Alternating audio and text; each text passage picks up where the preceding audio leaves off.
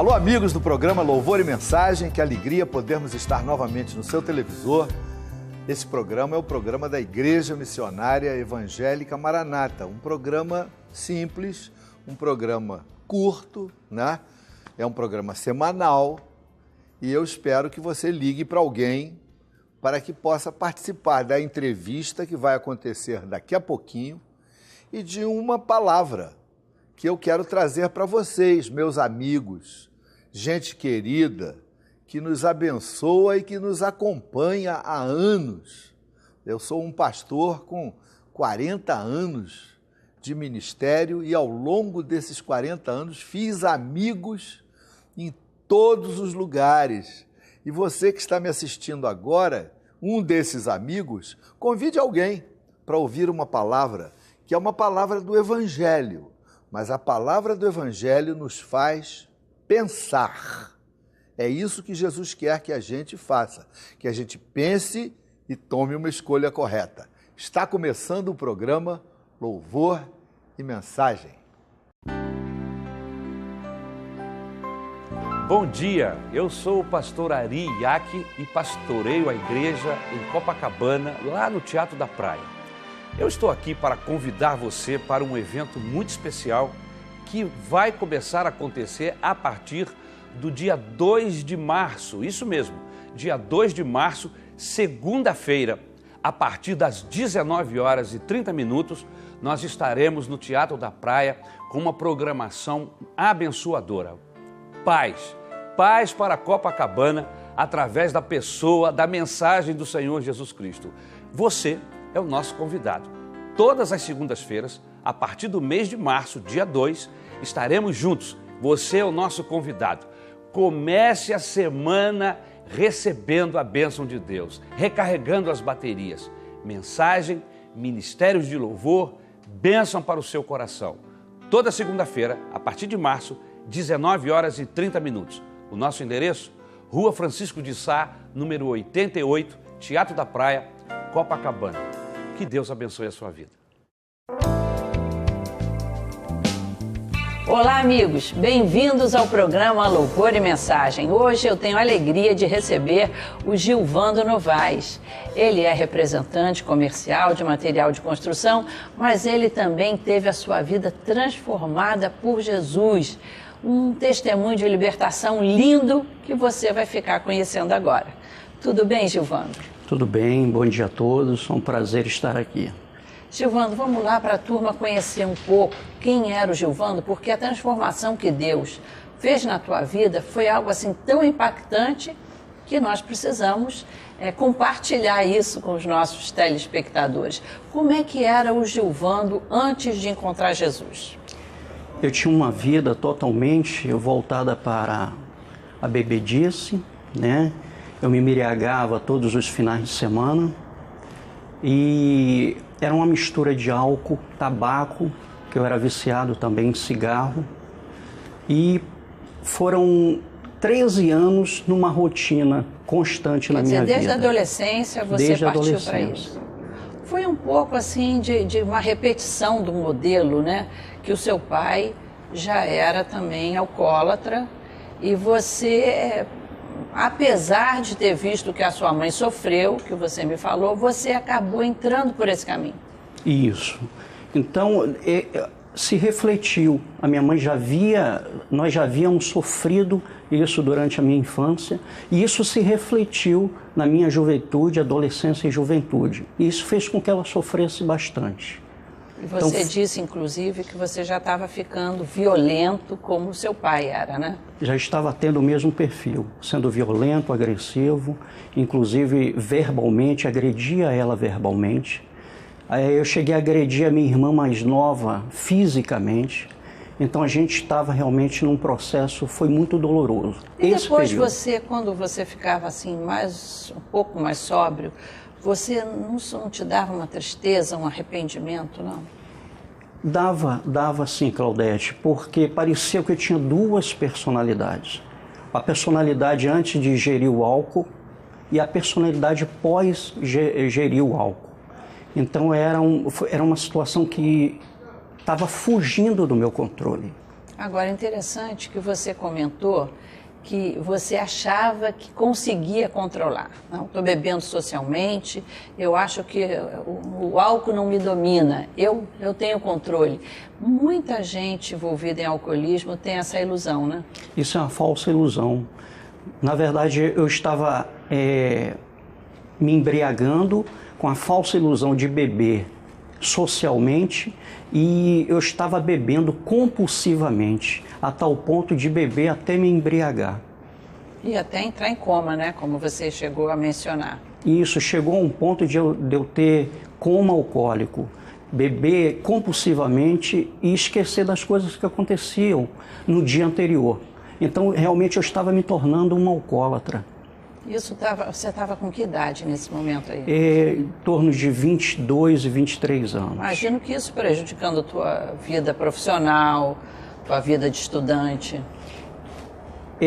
Essa situação me trouxe muita abstinência, eu faltava ao emprego, né, prejudicava os meus estudos. Eu fiz uma faculdade de administração que foi muito difícil por causa do alcoolismo, por causa da bebedice. Eu entrava na sala de aula já com efeito de álcool. Então foi um período muito doloroso. Difícil, imagino.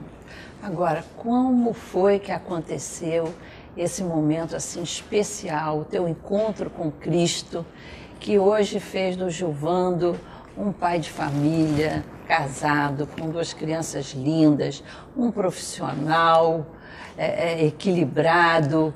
Como é que aconteceu esse momento maravilhoso do teu encontro com Jesus? Ele se deu num momento em que eu tenho uma tia que ela frequenta a Igreja Missionária Evangélica Maranata de Duque de Caxias, e por várias vezes ela me fez esse convite. E um desses convites eu resolvi ir, e quem estava pregando era o pastor Davi Silveira. Claudete, eu não me lembro da mensagem, mas a maneira particular, peculiar do pastor Davi pregar foi espontânea, simples. Foi o que me cativou, o que me tocou. Então eu decidi voltar várias vezes. Eu voltei várias vezes à igreja e aquilo foi me alimentando, me dando o desejo de voltar cada vez mais para ouvir a palavra do Senhor. Interessante que as pessoas, às vezes a gente convida as pessoas para fazerem uma visita à igreja, eles imaginam assim que é um ambiente muito formal, todo mundo muito sério, que o pastor é aquela pessoa assim, carrancudo, apontando o dedo, não faz isso, não faz aquilo. Quando as reuniões, os momentos em que a gente prega a palavra, canta louvores, é alguma coisa assim tão gostosa, é um ambiente assim tão especial, que você se surpreendeu com essa, vamos dizer, não digo informalidade, mas com esse ambiente assim muito acolhedor. Muito, eu me surpreendi bastante, justamente pela espontaneidade dele, porque ele tem uma forma de pregar particular e Deus toca de várias maneiras. E ele me tocou a partir do momento que eu vi ele pregando, realmente me tocou bastante. E você que achava que não tinha espaço para você na igreja, você achava que a igreja não é para mim, que bebo, que gosto de noitadas, que gosto de uma boa farra, você imaginava isso, né? Isso, eu tinha uma falsa ilusão que eu precisava me consertar primeiro para eu ir a Cristo. E isso é uma falsa ilusão, porque eu precisava, na verdade, a mudança ela tem que vir de dentro para fora. Verdade. Então foi quando a palavra do Senhor veio ao meu coração, né, que está em Salmos. Salmo 37, verso 5. Entrega o teu caminho ao Senhor, confia nele e o mais ele fará. Então, a partir desse momento... Primeiro entrega, confia e fica tranquilo que Deus transforma. Deus transforma, o Espírito Santo é que muda o homem. É verdade. E aí logo veio aquela vontade de estudar a Bíblia.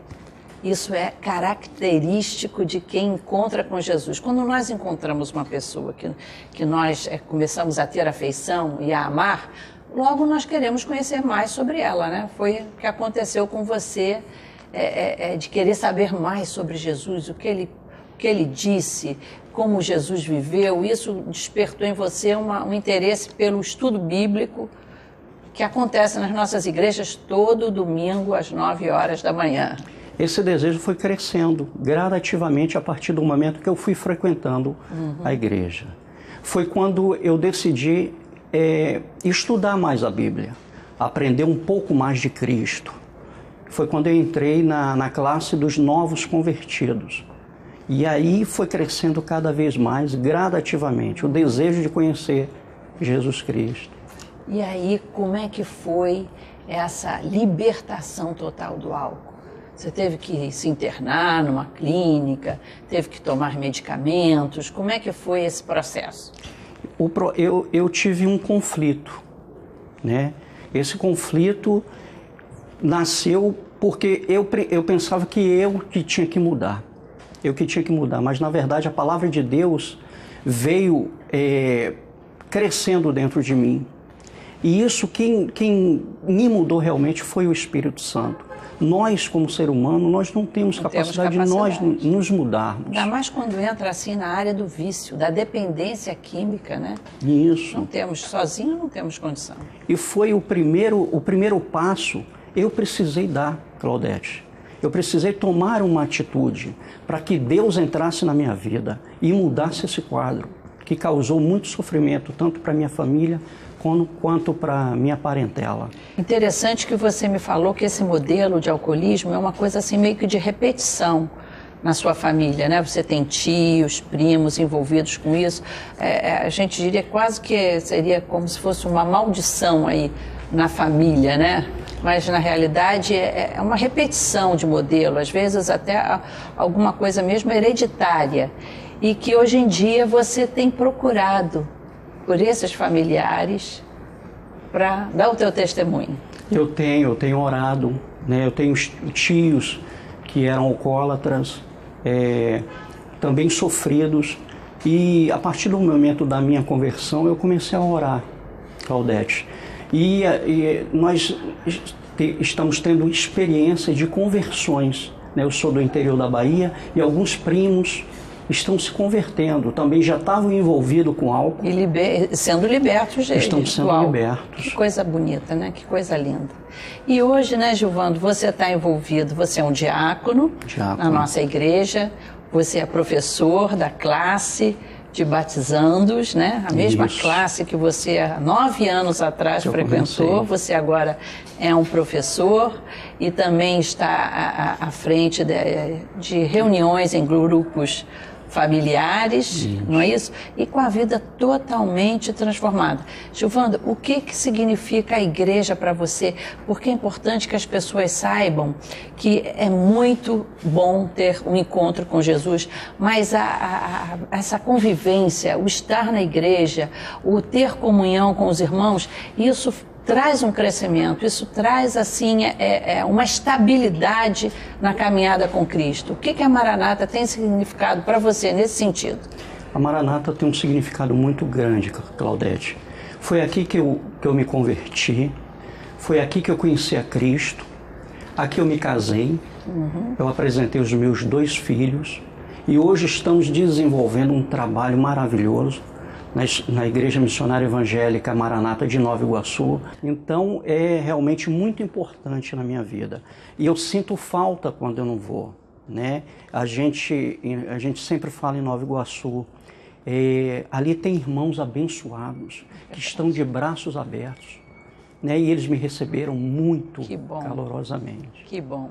É muito bom. Nós não vamos à igreja assim para cumprir um ritual. Nós vamos assim alegres, felizes, porque é um ambiente muito especial. Muito especial. Gilvando, muito obrigado por esse testemunho tão lindo de libertação, que eu tenho certeza que vai abençoar outras pessoas, vai ser um estímulo para quem precisa também de libertação e que Deus continue abençoando o teu ministério lá na igreja. Amém. E você, amigo telespectador, você está vendo um telefone. Ligue para nós. Temos um grupo aqui de pessoas que separam o sábado pela manhã para aguardar a sua ligação, para orar, te dar alguma informação, algum endereço, uma palavra de estímulo. Pode ligar, insista um pouquinho se estiver ocupado, são muitas ligações. E veja um dos nossos endereços, faça uma visita. você vai ficar impressionado com o carinho com que você será recebido. Continue ligado, o programa ainda não terminou. Você vai escutar uma mensagem abençoadora sobre Jesus que liberta hoje. Fique ligado. Este é um convite para você, mulher que nos assiste, de todas as idades. Dia 8 de março, domingo, às 15 horas, no Dia Internacional da Mulher, nós teremos na nossa igreja, na Rua Conde de Bonfim, 229, na Tijuca, uma palestra formidável sobre a saúde emocional da mulher. Estaremos recebendo o Dr. Fábio Damasceno, psiquiatra e psicoterapeuta, e uma palestra em que você não só vai participar, como também vai poder fazer perguntas. Por isso, nós aguardamos você. Você é nossa convidada. Volto a lembrar, domingo, 8 de março, às 15 horas. Te aguardamos. Meus irmãos, meus amigos, eu quero convidar vocês para uma excursão à Europa em setembro de 2015. Serão 2 semanas no grande ônibus do Louvorzão, visitando os lugares importantes para a reforma protestante. Você está vendo esse telefone? Se você está interessado em ir, ligue para nós, vai ser formidável. Meus amigos, antes de eu abrir a palavra de Deus e ministrar um pensamento para você nessa manhã, quero fazer 2 convites. O primeiro vai acontecer sábado agora.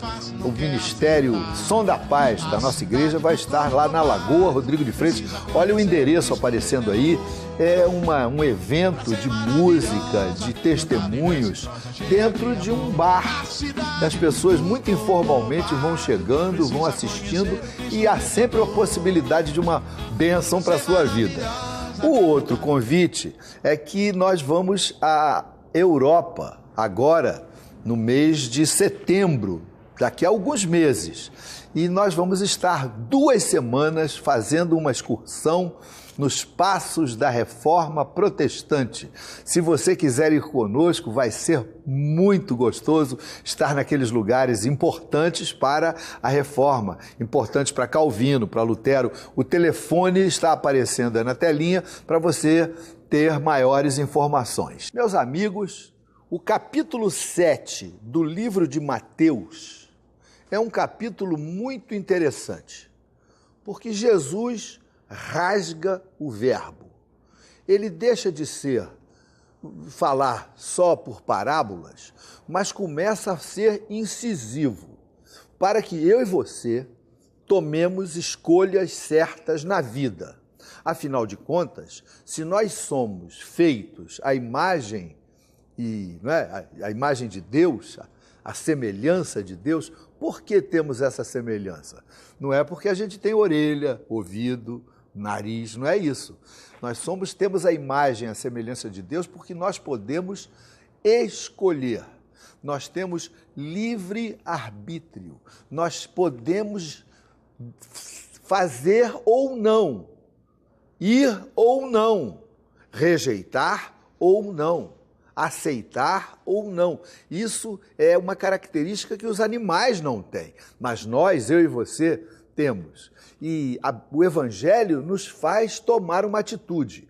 Jesus Cristo disse no capítulo 7, que eu estava falando de Mateus, que diz que quem ouve a palavra do Senhor, quem ouve o Evangelho, quem ouve a mensagem e pratica o que ouve, é como um homem sábio que edificou a sua casa na rocha. E aí vem o problema, vem o desemprego, vem a doença, mas ele está com a sua casa edificada num solo forte. A casa dele tem fundamentos, tem raízes, tem estacas, e você não cai. Por outro lado, o homem que ouve a palavra de Deus, ouve o Evangelho, ouve a mensagem, mas não pratica, também vem sobre ele doença, problema, ventania, chuva. Isso vem sobre todos. Ninguém fica isento dos problemas da vida. Nós que estamos aqui nesse mundão, a Bíblia diz que nós temos passamos por dificuldades. Jesus Cristo disse, no mundo tereis aflições. Então não adianta ficar tentando mentir, pregando uma mensagem falsa para cativar os menos avisados, dizendo assim, quer ver? Você não precisa sofrer, pare de sofrer. Com Jesus você não vai sofrer, mas isso não é verdade. Jesus não tira o nosso sofrimento da vida, porque nós vamos continuar vivendo. Nossos filhos vão continuar a ter problemas, a ficar doentes, vamos continuar a perder os nossos parentes, os nossos mais velhos, não é verdade? Eu, nesses 40 anos de pastor, já não sei nem mais o número de vezes que eu tive que ir a um cemitério para fazer uma oração pelas famílias tristes que tinham perdido um seu querido. E isso é uma aflição, e isso é sofrimento. O mundo é um mundo de sofrimentos. Nós nunca vamos parar de sofrer. Enquanto houver bactéria, infecção, gente má, enquanto houver má divisão de distribuição de renda, enquanto houver pecado, gente cruel, enquanto houver ladrão, enquanto houver gente que está querendo prejudicar os outros, vai haver sofrimento. Então sofre o justo, sofre o injusto, sofre a criança, sofre o velhinho, mas então o evangelho muda o quê? Em que muda? É que diante do sofrimento, a gente tem uma postura diferente.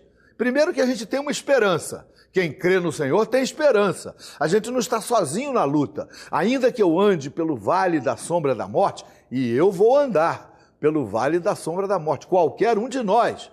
Mas ainda que eu ande pelo vale da sombra da morte, a tua mão, o teu cajado, o teu carinho, o teu conforto, enchem o meu coração. Não permitam que eu me desespere, que eu caia, que eu pense em suicídio, que eu tente dar fim à minha vida, que eu faça um derrotado, que entre num quarto escuro e não queira mais viver. Meus irmãos, o Evangelho, ele faz com que a gente tenha uma vida transformada. Ele não necessariamente te promete dinheiro, ascensão social, casa própria, nada disso. O Evangelho nos promete equilíbrio, paz, alegria, família bem constituída, honra, que as pessoas olham para você com respeito. Isso o dinheiro não compra.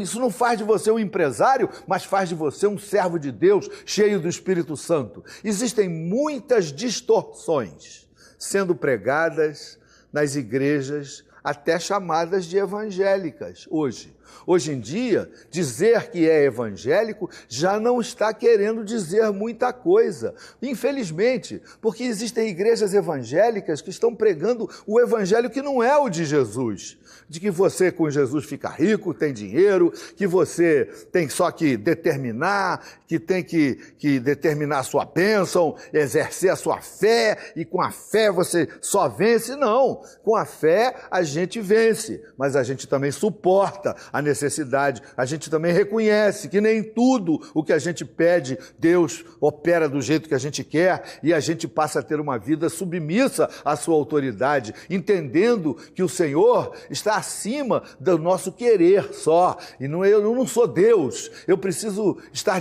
debaixo da autoridade do Senhor. Há muita gente sendo ensinado que se você tiver um encontro com Cristo, só vai ter vitória. Olha o problema, surge uma necessidade daqui a 3 anos, sua esposa, infelizmente, constata que tem um câncer, e esse câncer não foi tratado, e ela está uma paciente terminal. Ela vai falecer.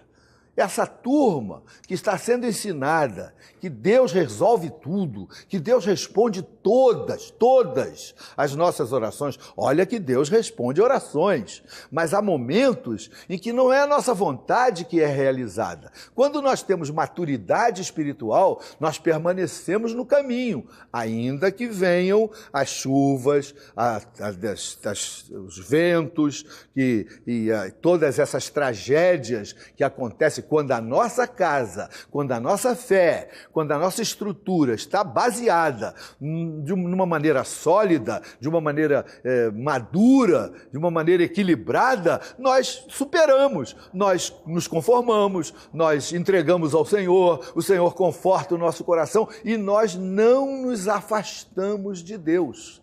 Infelizmente, eu tenho constatado muita gente se afastando de Deus, decepcionadas com Deus, decepcionadas com a igreja, decepcionadas com os pastores, decepcionadas com todo esse esquema que está sendo montado para atrair pessoas. Então só se fala de vitória, que você vai ganhar um carro novo, que você vai ser um empresário de sucesso, e as pessoas começam a dar testemunho.